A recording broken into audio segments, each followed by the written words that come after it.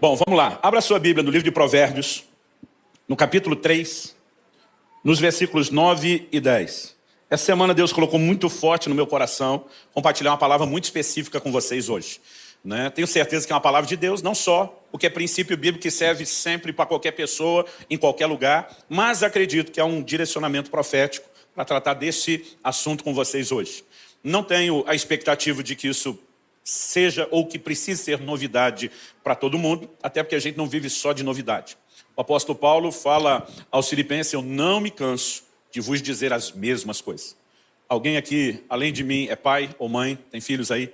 Quero saber se algum de vocês conseguiu a façanha de fazer um filho arrumar a cama quando acorda, tendo falado uma única vez na vida. Tem alguém que conseguiu isso? Não.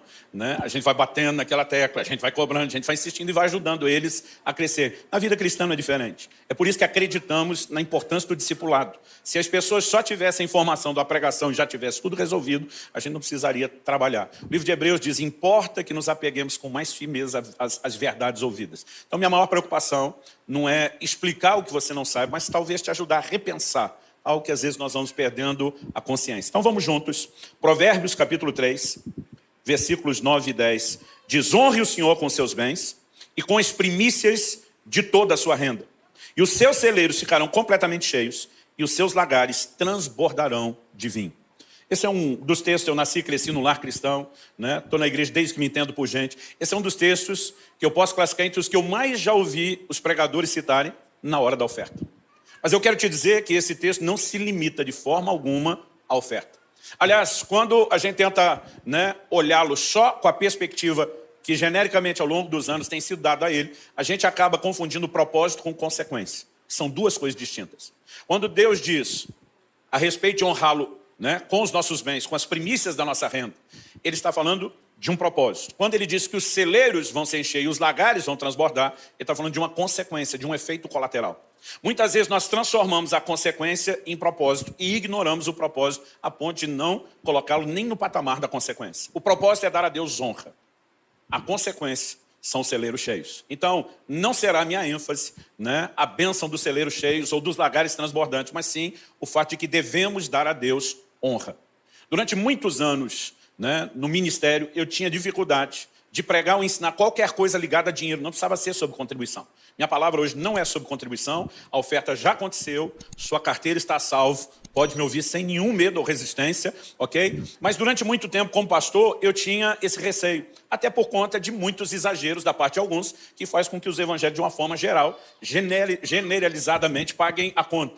Mas eu comecei a perceber, e Deus falou muito forte comigo a respeito disso no início de 2001, eu já estava no pastorado desde 93, pregando a palavra de Deus há mais tempo, e até então eu quase não tocava nesse assunto. Deus começou a me fazer perceber o quanto a palavra de Deus enfatiza o assunto do dinheiro. Por exemplo, Howard Dayton, do Ministério Crown, no livro O Seu Dinheiro, ele diz: se você pegar os assuntos de fé e oração juntos, quantos concordam que fé e oração são assunto importante? Se juntar esses dois assuntos, a soma de versículos que tratam desses dois assuntos, dos dois juntos, vão dar em torno de 500 versículos. Mas sobre bens, riquezas e posses, a Bíblia tem cerca de 2.350 versículos. A Bíblia fala quase mais sobre dinheiro do que sobre salvação. Em quase metade das parábolas do Senhor Jesus, ele toca no assunto de bens, riquezas e dinheiro. Significa que nós não podemos ignorar o assunto.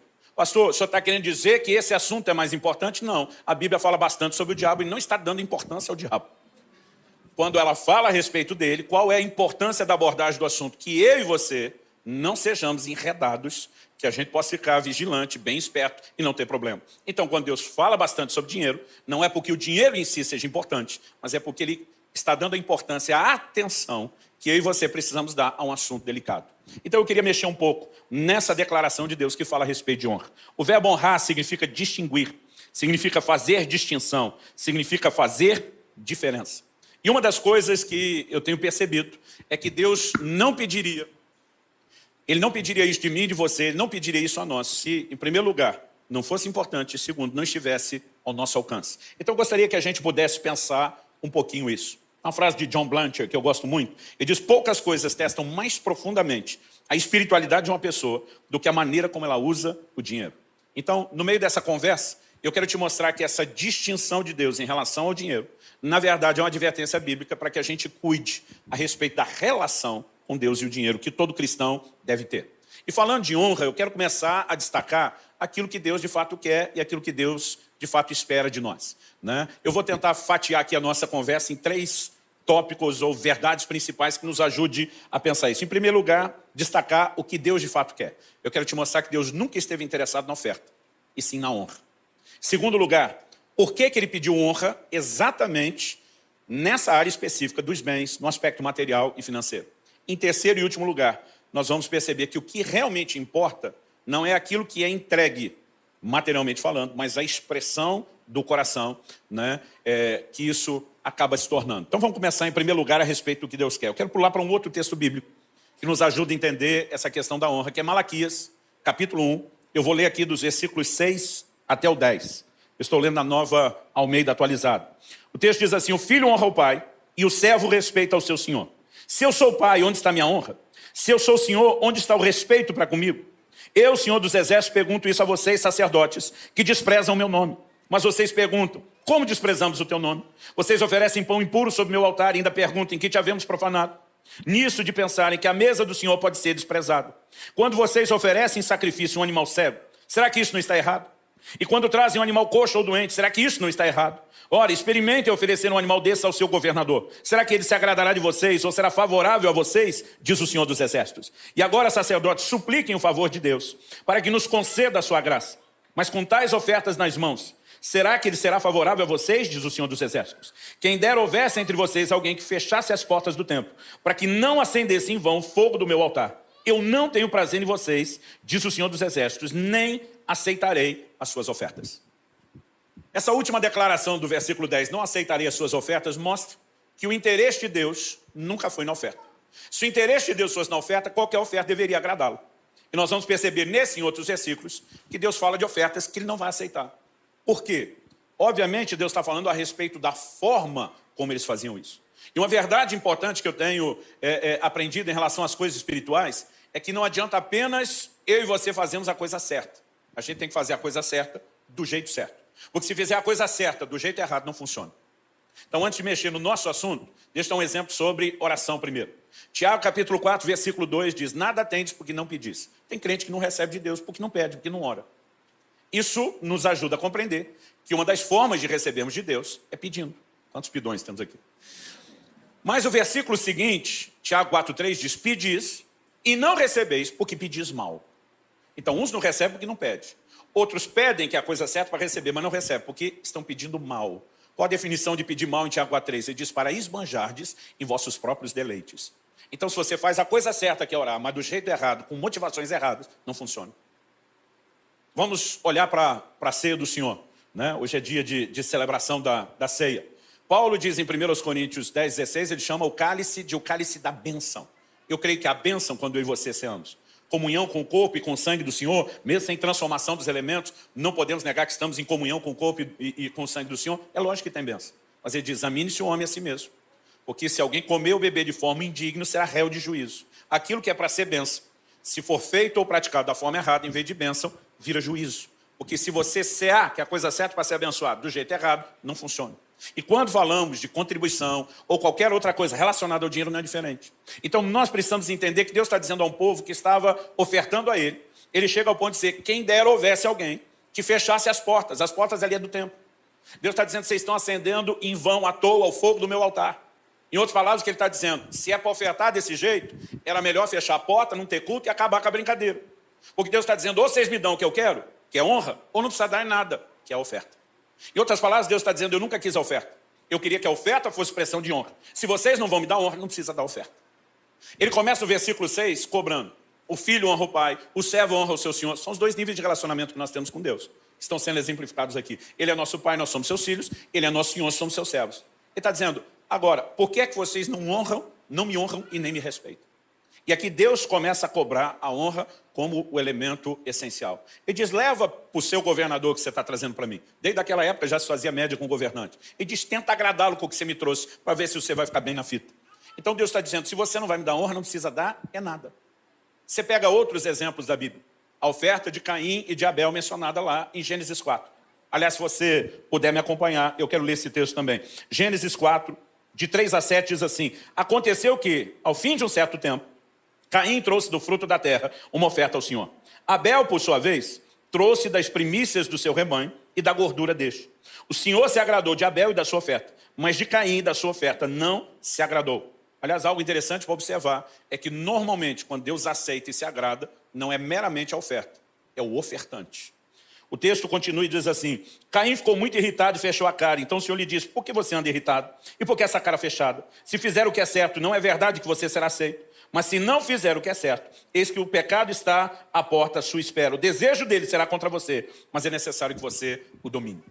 A razão pela qual Deus aceita o ofertante Abel e a sua oferta, mas rejeita o ofertante Caim e a sua oferta, tem a ver com a forma como cada um fez. O texto fala de uma maneira muito clara no verso 7, que Deus diz para Caim: se procederes bem, como diz outra versão, se você fizer o que é certo. Então o Senhor está dizendo: você não procedeu bem, você não fez o que é certo. Se fizer, ainda dá tempo de ser aceito. Significa o quê? Que se Deus tivesse interessado na oferta, qualquer oferta estaria valendo. Mas porque Ele está interessado na forma como nós fazemos, então não é qualquer maneira que é aceitável. Porque a de um foi aceitável, a de outro não. E aqui nós vamos encontrar o mesmo elemento essencial que estamos discutindo: honra. A Bíblia diz que Abel entregou ao Senhor das primícias do seu rebanho. O verso 2, que nós não lemos, fala que Abel era pastor de ovelhas e Caim era lavrador. Cada um está pegando o fruto do seu trabalho. Abel pega os primeiros frutos e a palavra primícia significa isso, primeiros frutos. Em vez de usufruir do seu ganho, ele vai oferecer algo ao Senhor. Qual é a declaração de Abel? Ele está dizendo para Deus: o Senhor é mais importante do que eu. O Senhor vem primeiro, eu fico por último. O que é que Abel fez? Ele honrou o Senhor. E Caim? Caim, o verso 3 diz: no fim de um certo tempo. A palavra tempo é indefinido no original hebraico. A gente não sabe se está falando de dias, semanas ou meses. Mas o que é claro é que ele deixou Deus por fim, no fim. Então, ele usufrui do fruto do seu trabalho. Depois de ter aproveitado tudo, olha para trás, sobrou alguma coisa? Sobrou. Então vamos dar para Deus. E eu quero te dizer que Deus não está interessado na sua sobra. Porque o que Ele quer de você não é o recurso que você entrega. Aliás, se Deus estivesse interessado no recurso, Ele não te daria de volta mais do que você deu. Ele nunca esteve interessado no recurso. O que é que Deus está interessado? Em que as coisas que têm valor material não concorram com o lugar dele. Nós vamos explicar isso um pouquinho melhor. Então, quando Abel o coloca à frente e põe a si mesmo depois, ele está dizendo a Deus: estou te honrando. Honrar é distinguir, fazer diferença. Quando Caim se coloca à frente e deixa Deus por último, não tem como se aceita. É só você olhar para o Novo Testamento, né? E você vai encontrar aquela declaração de Jesus a respeito de uma viúva pobre. Marcos 12, de 41 a 44, diz o seguinte: sentado diante da caixa de ofertas, Jesus observava como o povo lançava ali o dinheiro. Deixa eu fazer uma pausa. Você consegue imaginar a cena? Vamos imaginar um gasofilaço ou a caixa de ofertas aqui na frente. Jesus sentado aqui e observando o que cada um de nós está fazendo. O que eu acho interessante é que a Bíblia não diz que ele observava quanto as pessoas davam. A Bíblia diz que ele observava como as pessoas faziam. E essa é a chave. O texto continua e diz: ora, muitos ricos depositavam grandes quantias. Vindo, porém, uma viúva pobre, lançou 2 pequenas moedas, correspondentes a um quadrante. Quando se fazia o câmbio do dinheiro dos judeus para o Império Romano, que dominava o mundo, as 2 moedinhas junto dela davam a menor moeda do Império Romano. Ou seja, a oferta dela, na perspectiva contábil, era muito pequena. Chamando os discípulos, Jesus lhes disse: em verdade lhes digo que essa viúva pobre lançou na caixa de ofertas mais do que todos os ofertantes. O discípulo vira os ricos dando grandes quantias. A cabeça deles deve ter bugado quando Jesus fala isso. Como que ela deu mais? E aí vem a explicação. Qual é a explicação? Jesus diz: porque todos eles deram daquilo que lhes sobrava. Ela, porém, da sua pobreza, deu tudo que possuía, todo o seu sustento. Quando Jesus está dizendo que ela não deu mais dinheiro. Ela deu mais do que Deus espera que seja dado: honra. Quando os ricos estão dando grandes quantias, mas estão dando a sobra, se é sobra, significa que já fizeram tudo que queria. Olha para trás, sobrou, dá para Deus. E eles só deram a sobra porque ainda conseguiram a façanha, que a maioria de nós não consegue, de fazer sobrar. Porque tem muita gente que sequer está dando a sobra para Deus e acaba não tendo sobra. Então ele estava dizendo para Deus: nós somos mais importantes. Se der, a gente põe no fim da história. Não estavam dando honra, mas deram grandes valores. Essa mulher dá um valor pequeno, mas dá uma grande soma de honra. Era tudo o que ela tinha, todo o seu sustento. Talvez fosse uma última refeição. É como se essa mulher falasse para Deus: se é para passar fome, eu acelero o processo. Mas o Senhor primeiro, eu por último. E esse é o tipo de gente que chama a atenção de Deus e cumpre aquilo que Ele quer. Quem está entendendo, diga amém. Atos 5 nos fala de um casal que deu uma grande oferta. E não conseguiu a atenção de Deus no sentido positivo, não. Conseguiu no sentido negativo. Ananias e Safira foram julgados e mortos. E entregar, a Bíblia diz que eles venderam a propriedade. A Bíblia não diz o valor. Mas, gente, vamos tentar contextualizar. Imagine o menor terreno na região menos nobre possível de São Paulo, e você ainda tem um valor alto, mesmo que não tenha nada construído ali. Aí a pessoa vem e diz, não vou dar tudo, só vou dar 80%. Aí deu uma baita de uma oferta. Mas a questão é que o que Deus tinha pedido era algo diferente. Eles, além de desobedecer, mentiram. Então, assim, não é a oferta. Deus não está interessado nela. É o coração. Se nós não prestarmos atenção nisso, nós nunca vamos relacionar com Deus da forma correta. Gênesis 22. Deus pede para Abraão a maior oferta que poderia ser pedida. O próprio filho. O velhinho esperou anos por um milagre e o cumprimento da promessa, que finalmente aconteceu. Eu fico imaginando a alegria deles. Né? Tanto dele como de Sara, a celebração. Daqui a pouco Deus fala para Abraão. Gênesis 22 começa sendo assim, pegue o seu filho, seu único filho, o filho a quem você ama. Um dia eu estava lendo e falei para Deus, precisava falar isso tudo pro velhinho? O teu filho, o único filho, o filho que você ama, parece que o Senhor só está dificultando o que ele tem que fazer depois. Né? E o Senhor diz, ofereça em sacrifício. E lá vai o louco do Abraão, que a gente não consegue definir isso de outra forma. A gente chama de pai da fé, mas é insano. A Bíblia diz que ele cria que das cinzas Deus poderia ressuscitar o filho, porque Deus não ia contradizer a sua palavra, mas ele vai disposto, né? Ele diz para os servos, nós vamos adorar, nós voltaremos, mas ele vai disposto às últimas consequências. Na hora que levanta o cutelo para terminar o serviço, o anjo do Senhor brada do céu, não faça isso. Eu não sei como você lê a Bíblia. Eu vou dizer como eu gosto de ler. Eu gosto de ler me colocando lá dentro da história, imaginando se fosse eu vivendo isso. E uma das primeiras coisas que me passa na cabeça é que se eu já tivesse naquela... Gente, eu não imagino um Abraão assim, de boa, vou sacrificar um filho como se fosse a coisa mais normal. Você imagina a tensão, o volume de emoções envolvido? Aí, a hora que ele levanta o cutelo, o anjo do Senhor brada do céu, não faça isso. Eu acho que se fosse eu, apesar do alívio, diria assim, decida. O senhor quer ou não quer o menino? Mas eu acho que se eu gritasse isso, o anjo gritaria de volta, eu nunca quis o menino. O que eu queria era a sua disposição de entregar. Era a certeza do primeiro lugar. E já que eu tenho isso, pega de volta o menino e de lambuja, eu vou lhe dar uma grande descendência. Quando a Bíblia está dizendo, se eu e você honramos ao Senhor, Ele vai encher os bens, os nossos celeiros, ao honrarmos com os bens e transbordar os lagares. Ele está dizendo, eu não quero te esvaziar, eu quero te encher. Mas Ele está dizendo, eu só posso fazer isso depois da certeza de que isso não concorre com o meu lugar no seu coração. Então não se trata de barganha. É aí que nós vamos entender, e eu quero transicionar para o meu segundo ponto na construção do raciocínio, porque Deus pediu honra específica nessa área dos bens. Então vamos pensar juntos, gente. Não é a única forma de honrar o Senhor. Em Marcos 7, versículo 6 e 7, Jesus cita o profeta Isaías dizendo, esse povo me honra com os lábios, mas seu coração está longe de mim. Então existe um honrar com os lábios. O livro de Hebreus fala dos sacrifícios de louvor, que são fruto de lábios que confessam seu nome. Agora há pouco, enquanto estávamos cantando de adoração, nós estávamos honrando ao Senhor. Há muitas formas de honrar a Deus, mas em nenhuma delas Deus foi tão incisivo, direto e objetivo, como quando Ele pediu honra com os bens. A pergunta é, por que honrá-lo nessa área? Vamos começar por eliminatória. Não é porque Deus precisa. Em Atos 17, quando Paulo está pregando em Atenas, ele diz que Deus não é servido por mãos humanas como se precisasse de alguma coisa. Ele é completo e absoluto em si mesmo, ele não tem necessidade de nada. Então, porque ele pediu a honra, vamos eliminar. Se não é por ele, sobrou quem? A gente. A honra não é importante para ele, a honra é necessária para nós. É um efeito regulador num assunto delicado. Quando eu digo assunto delicado, é a relação com o dinheiro. Com isso, eu não quero dizer que o dinheiro em si seja errado. Um dia um irmão falou para mim, pastor, já dizia a Sagrada Escritura que o dinheiro é a raiz de todos os males. Eu falei, a Bíblia nunca disse isso. Ele falou, disse. Eu falei, não disse. Disse, não disse. E ele falou, não, tem um versículo lá. Eu falei, qual? Ele falou, não, se o senhor me ajudar a achar... Eu falei, você deve estar falando desse. Aí eu li para ele, 1 Timóteo 6, 9 e 10, que diz assim, mas os que querem ficar ricos caem em tentação, em armadilhas e em muitos desejos insensatos e nocivos, que levam as pessoas a se afundar na ruína e na perdição. Porque o amor ao dinheiro é a raiz de todos os males. E alguns nessa cobiça se desviaram da fé e atormentaram a si mesmos com muitas dores. Ele falou, aí, ó. Eu falei, não, aqui a Bíblia diz que o amor ao dinheiro, não o dinheiro. O amor ao dinheiro é a raiz de todos os males. Ele me olhou e falou, qual a diferença? Eu falei, a diferença é gigante.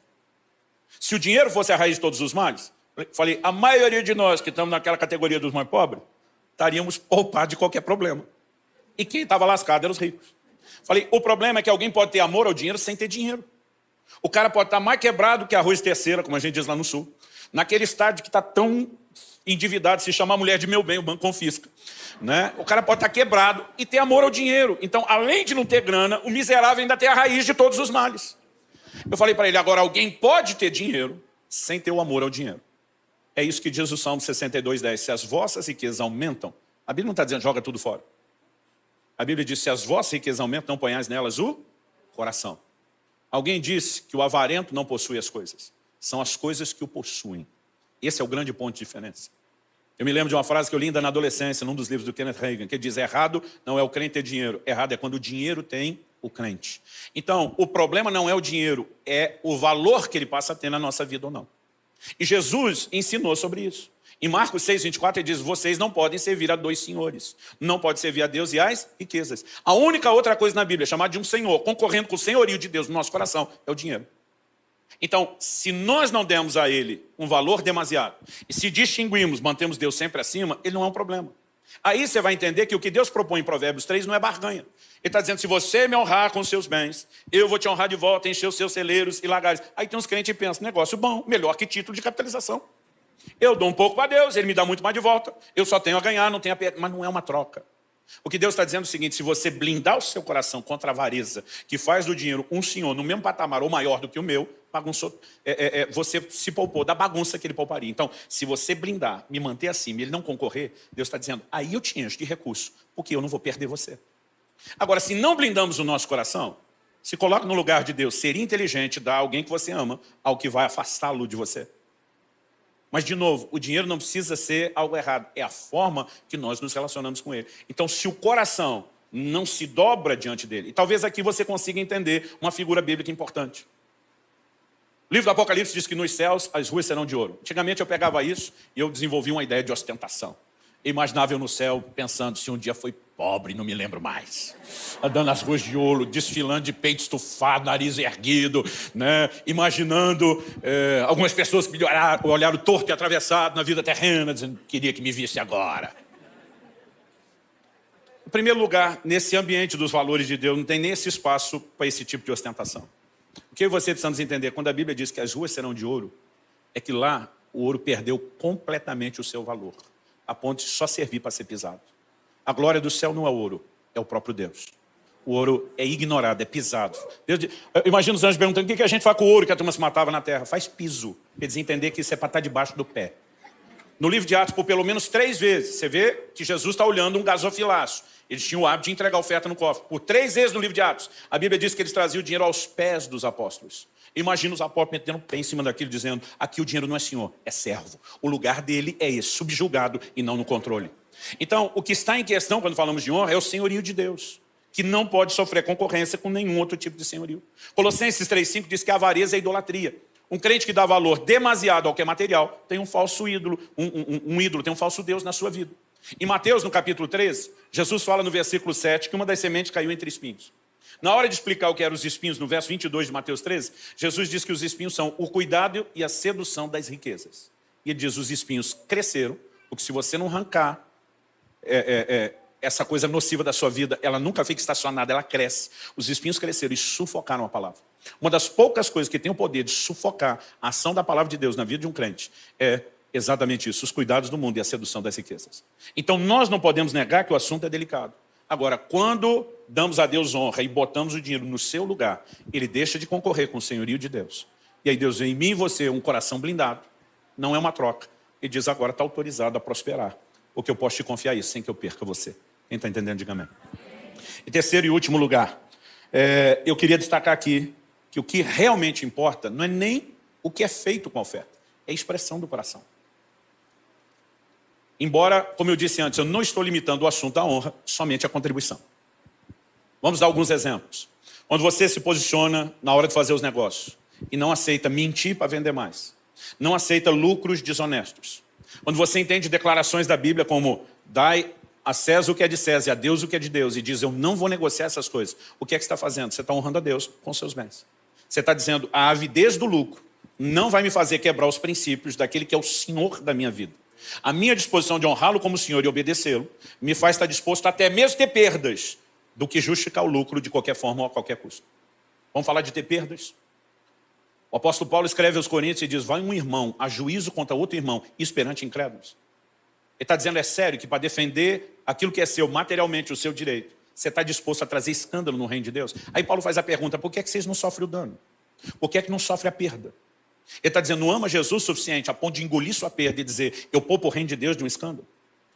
Quando uma pessoa abre mão desse nível de disputa e perdeu aquilo que era direito, esse dinheiro entrou no caixa da igreja como contribuição? Não. Mas é uma honra a Deus? É.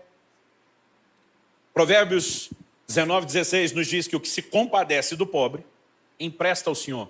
Produção, confere se é 19:16 ou 16:19 ou 17. Produção, e minha esposa está sentada ali, tá, gente? Eu ponho o dedo no ouvido porque eu fico imaginando um dia eu estar com o ponto e tendo a resposta aqui dentro. Mas é só uma coisa da minha cabeça. Por enquanto não tem. Corre, produção. A Bíblia diz: o que se compadece do pobre, empresta ao Senhor, e esse lhe retribuirá o benefício. Quando você ajuda um necessitado, 19:17, não é 16, ok. Quando você se compadece de alguém necessitado e abençoa a vida dele, o que é que Deus está dizendo? Deus está dizendo: eu queria cuidar do pobre. Você me permitiu estender a ele o meu cuidado. Então você me emprestou dinheiro, Deus está dizendo, para que eu faça o que eu quero. Deus diz: agora eu vou lhe retribuir. Porque o Deus que diz para mim e para você não dever nada a ninguém, ele também não fica devendo nada a ninguém. Ele honra seus compromissos. Ajuda ao pobre entrou no caixa ou na contabilidade da igreja? Não. Mas foi entregue a Deus? Sim. Além da expressão de honra. Quem está entendendo? Então, nós não estamos limitando o assunto aqui à contribuição. Tudo o que fazemos na área financeira. E é lógico que a disposição de andar em generosidade e ser abençoador mostra, né, que nós estamos não só dispostos a obedecer ao Senhor, mas a não ser controlado por aquilo que é material e financeiro. Mas vamos observar que o mais importante é a expressão. Em Malaquias, no capítulo 1, a gente leu do 6 ao 10. Agora eu quero ler os versículos 13 e 14. O texto sagrado diz assim: vocês dizem ainda, que canseira, e torcem o nariz para isso, diz o Senhor dos Exércitos. Oferecem animais roubados, coxos ou doentes. Vocês acham que eu vou aceitar isso, diz o Senhor? Maldito seja o enganador, que tendo um animal sadio no seu rebanho, promete e oferece ao Senhor um defeituoso. Porque eu sou o grande rei, diz o Senhor dos Exércitos, e o meu nome é terrível entre as nações. O problema de alguém oferecer um animal defeituoso, além de violar a ordem específica da lei de Moisés, de que o animal do sacrifício deveria ser perfeito, sem defeito. Em primeiro lugar, o que simbolizava também o sacrifício de Cristo.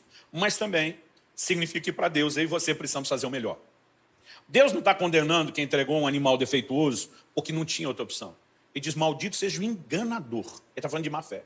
Que tendo um animal sadio no rebanho, promete e oferece ao Senhor um defeituoso. Agora, a pergunta a ser feita é: por que esses judeus do Antigo Testamento ofereciam um animal de segunda linha para o Senhor, em vez de entregar o de primeira linha?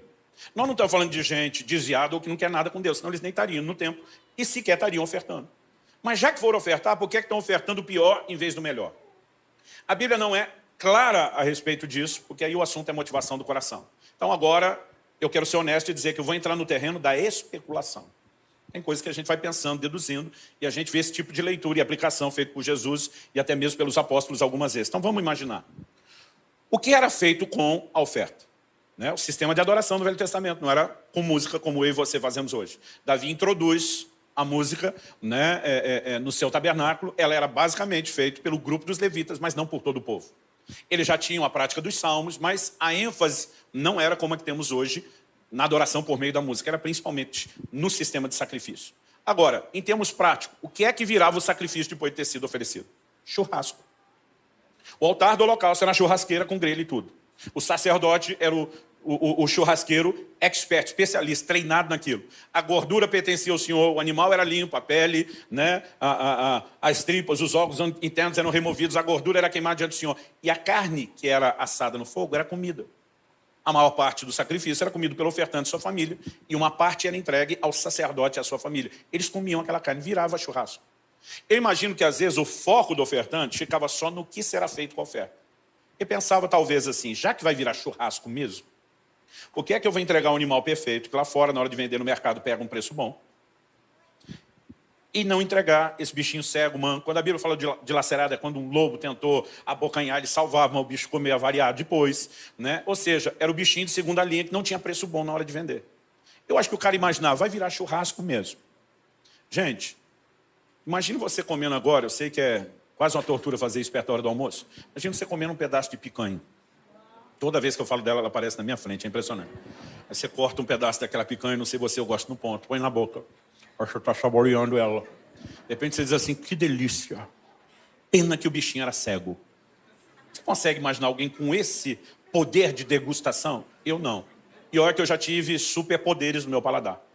Teve uma época, uns 30, 40 quilos atrás, quando eu ainda bebia refrigerante, faz muitos anos que eu estou livre disso, eu dizia para as pessoas: se me der um copo de Coca-Cola e eu beber isso, eu te digo a embalagem, Não era só dizer se é vidro, lata. Eu digo se o plástico é mole, se o plástico é duro, né? Porque afeta o sabor. E um dia eu estou pregando no interior do Paraná, dei esse exemplo. Quando terminou o culto, fomos para a casa que eu estava hospedado. Quando cheguei, tinha um monte de gente lá. A maior parte era da liderança da igreja. Eu pensei que está essa multidão. Quando eu cheguei, foi todo mundo abrindo espaço e, de repente, eu enxerguei. Tinha a mesa, que estava do lado de fora, numa cozinha externa, e tinha só um copo de Coca-Cola no meio. E aí o pastor falou, a hora do tira-teima. E essas são as testemunhas. Eu peguei aquele copo de Coca, dei um gole, e quando eu dei aquele gole, falei, a Coca é de uma garrafa PET de 2 litros, plástico mole. Falei, mas esse pinguinho que algum miserável colocou de Pepsi Twist Light tentando me enganar, isso é apelação. Um irmão tá do lado diz, cruz credo. Aí eu já emendei uma outra brincadeira que eu fazia, na época eu sabia de cor os códigos de barra de cada tipo de produto. Eu falei, e pega aí, falei pro dono da casa, pega a embalagem que eu vou dar mais um gole e falar o código de barra. Quando eu falei, ele, o sangue de Jesus tem poder. Agora, nem com esse nível de superpoderes que eu já tive, provando a picanha eu conseguia saber se o bicho era cego, se era míope, se enxergava direito. Porque, na verdade, não vai mudar o gosto da carne. Né? Agora, imagina esse cara dizendo, para que me preocupar em entregar o melhor se não faz diferença? A questão não é o que seria feito com a oferta. É a declaração que está sendo comunicada. Quem está entendendo, diga amém. Eu nunca fui louco de dar à minha mulher uma flor murcha despencando. Mas é flor igual. A outra ia morrer do mesmo jeito, você imagina?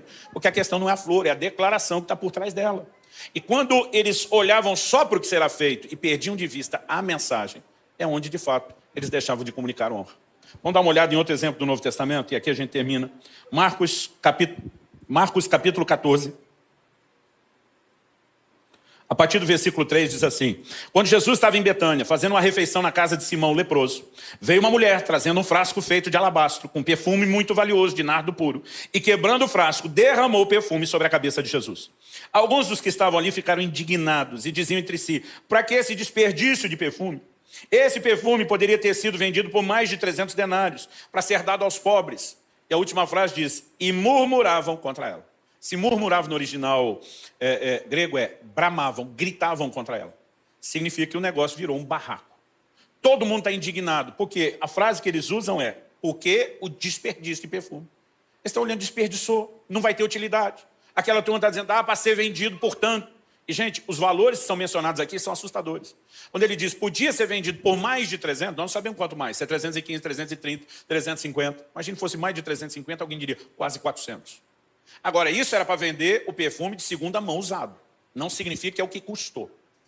Era o dinheiro que dava para fazer em cima. Então, provavelmente, deve ter custado mais. Agora, o denário era o pagamento de um dia de trabalho de um trabalhador normal.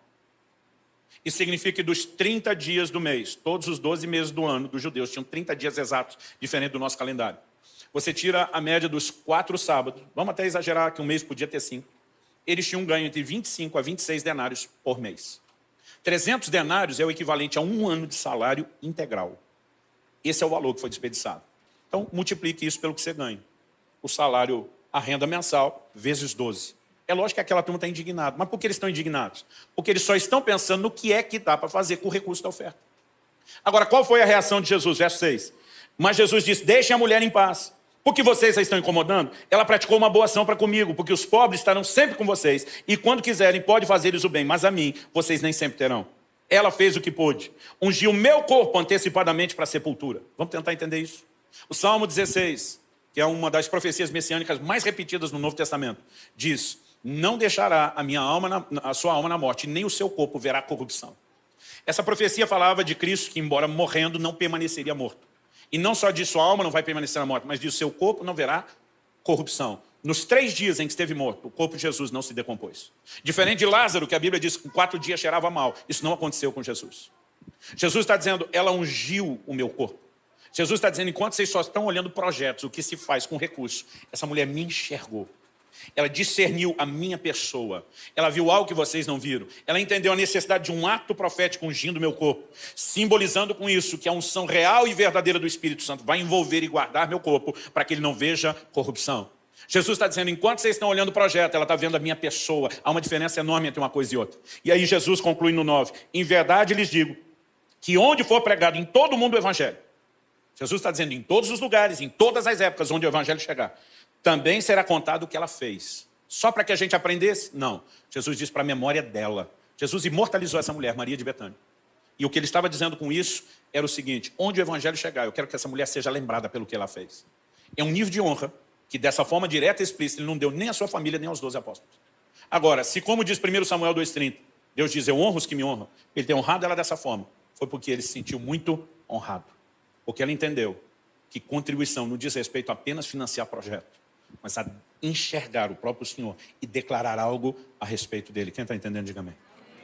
A Bíblia é honesta de uma forma que às vezes nem eu queria que fosse.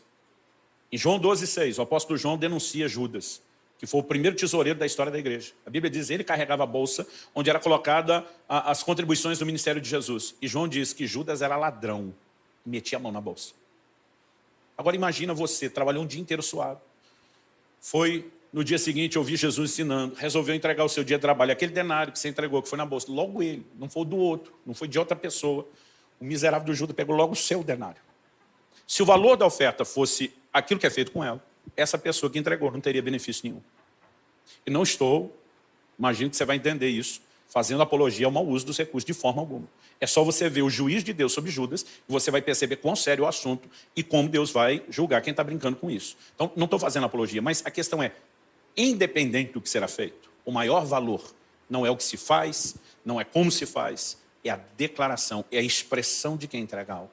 A Bíblia diz no livro de Hebreus que a oferta de Abel ainda fala. Significa que falou na época, está falando até hoje, porque é uma linguagem por trás das nossas ofertas, por trás das nossas ações. Cada vez que eu e você dizemos não ao controle do dinheiro, sim ao controle de Deus, nós estamos não apenas exaltando o seu senhorio, nós estamos falando da importância que ele tem.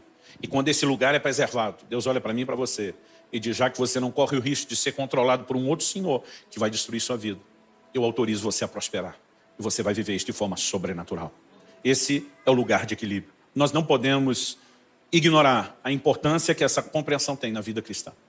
Eu gostaria de terminar propondo aqui algumas coisas. Em primeiro lugar, sentado mesmo no seu lugar, eu gostaria que você orasse. E não apenas falasse com Deus.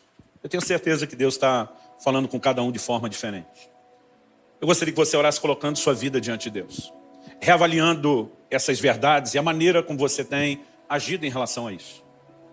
Talvez esse seja um momento oportuno para você reafirmar o senhorio de Jesus sobre sua vida e para você dizer, Mamon, as riquezas não vão me controlar. Talvez seja um momento oportuno para permitir que o Espírito Santo mostre aí. Você está demasiadamente preocupado, dando valor demais a isso. Pode ser uma hora de ajustes. Mas esse também pode ser um momento para aqueles que nunca tomaram a decisão mais importante da sua vida, de fazer de Jesus o seu Senhor. A palavra Senhor é fraca na nossa cultura e na nossa língua portuguesa.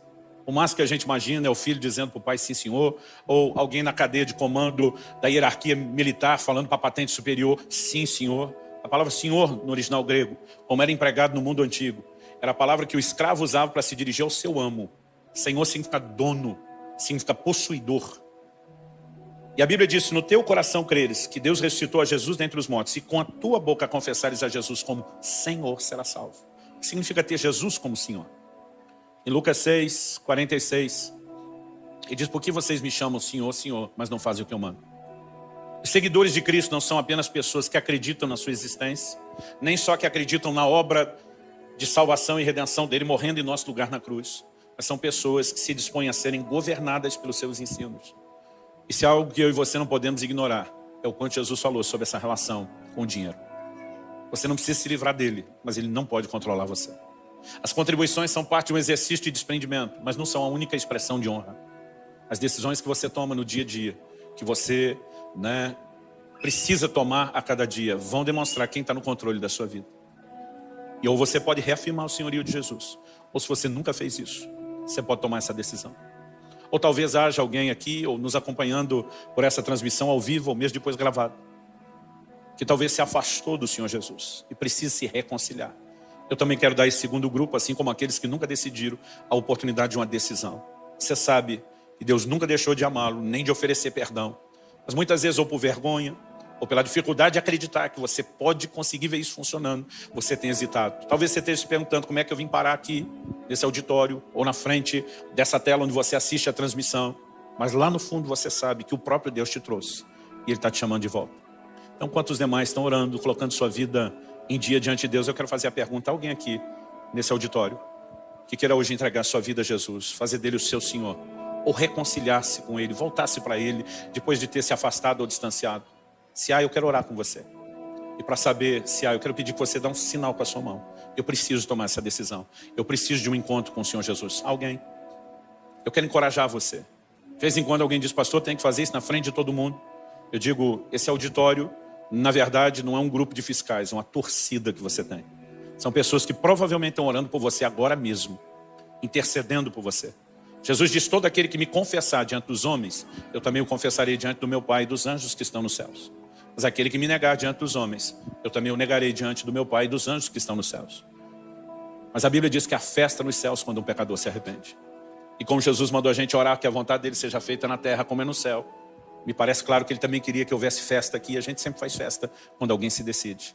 Então eu vou insistir um pouquinho mais. Alguém que precisa dessa decisão? Se houver, levante sua mão. Graças a Deus. Mais alguém? Eu vou pedir que você que levantou sua mão possa se dirigir rapidamente aqui à frente.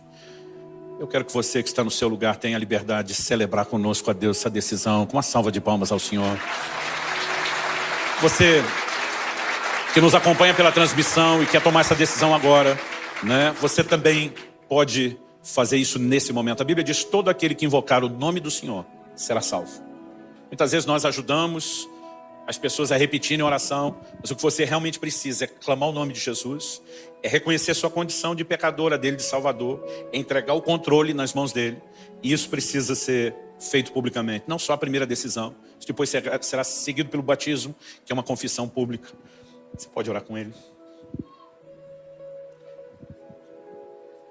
Enquanto isso, eu quero fazer uma última oração por cada um de vocês. Pai, se o Senhor não vivificar essa palavra, terá sido só um discurso, só uma palestra. Eu oro que a mão do Senhor venha sobre os meus irmãos e irmãs nesse lugar hoje.